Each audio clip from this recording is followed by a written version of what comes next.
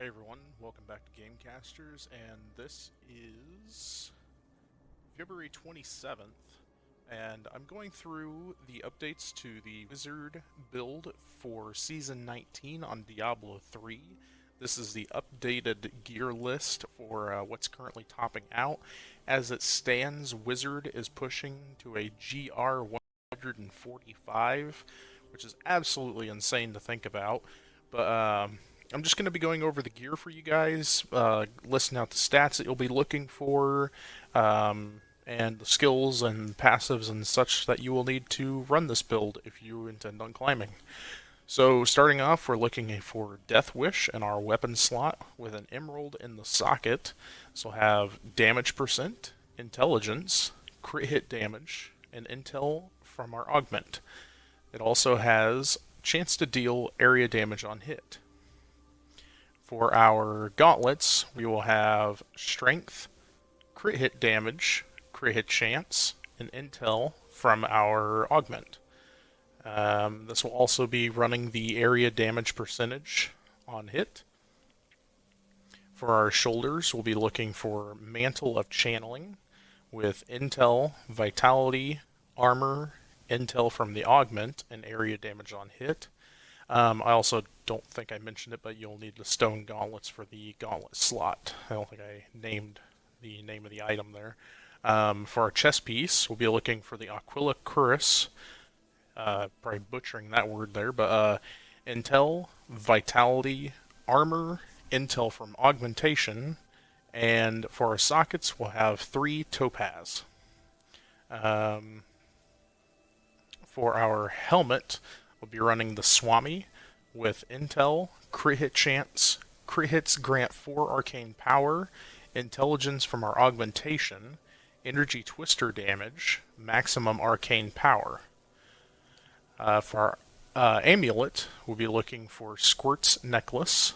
This will have arcane skill damage, crit hit chance, intel from augmentation. And for our socketed legendary gem, we'll be running Zai's Stone of Vengeance.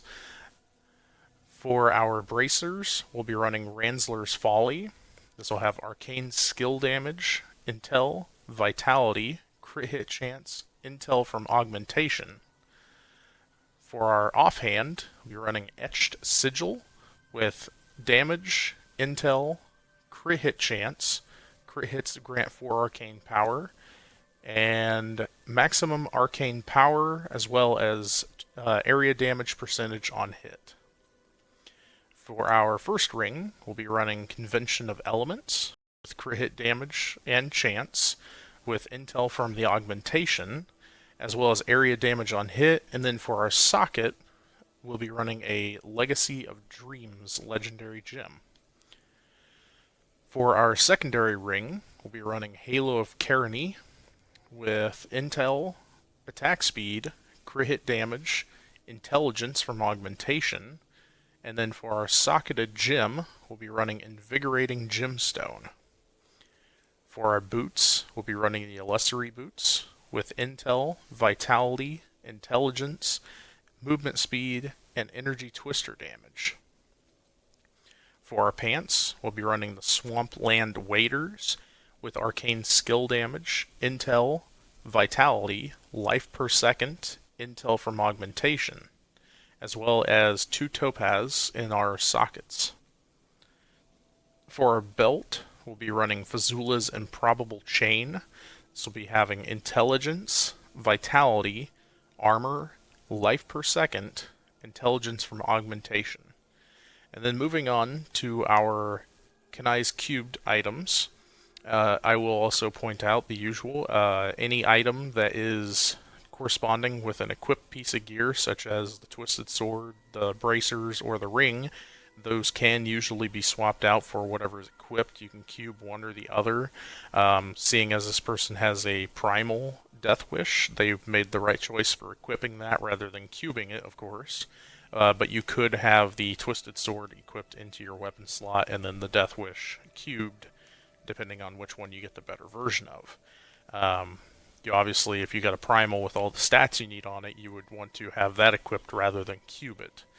For our cubed items, however, we'll be running Twisted Sword, Ashnagar's Blood Bracers, Obsidian Ring of the Zodiac. And of course, the ring could be swapped out for the Halo of Kyrene Convention of Elements, and the bracers could be swapped out for the Ransler's Folly. Um, Starting off for our activated skills, we'll be running Archon with Teleport, Arcane Torrent with Static Discharge, Teleport with Safe Passage, Energy Twister with Raging Storm, Magic Weapon with Deflection, Storm Armor with Scramble.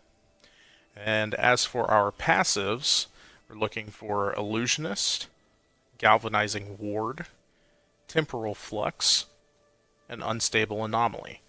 Now, this is a Energy Twister Wizard variant of the build, so you're looking heavily for crit hit chance, crit hit damage, and area damage on hit, and then of course any of the items that you can get your Energy Twister damage on. So look for those rerolls of stats that you're not looking for and try to get those damage buffs. Energy Twister Wizard is a basically a glass cannon build. It doesn't have a ton of survivability, but it makes up for that by being able to kill anything it comes across super quick. It has really good crowd control. It's able to pull in enemies to the twisters, and then you just kind of look for that Convention of Elements proc, and that will give you a lot of damage boost. And aside from that, I don't think there's anything else I can point out for this. It's a fairly straightforward build. I've ran this one a few times. I believe I have a video up showing how to run this build. It's one of my favorite ones. It took me a little while to kind of get down, like, the idea that I wasn't trying to survive in a fight. I was trying just to get everything grouped up and then just kill it. So, like, that's where the area damage comes into play. So, like, you get all the enemies grouped together, you start unleashing tornadoes. Your Arcane Torrent also helps a lot because when you're using that, you have the proc of...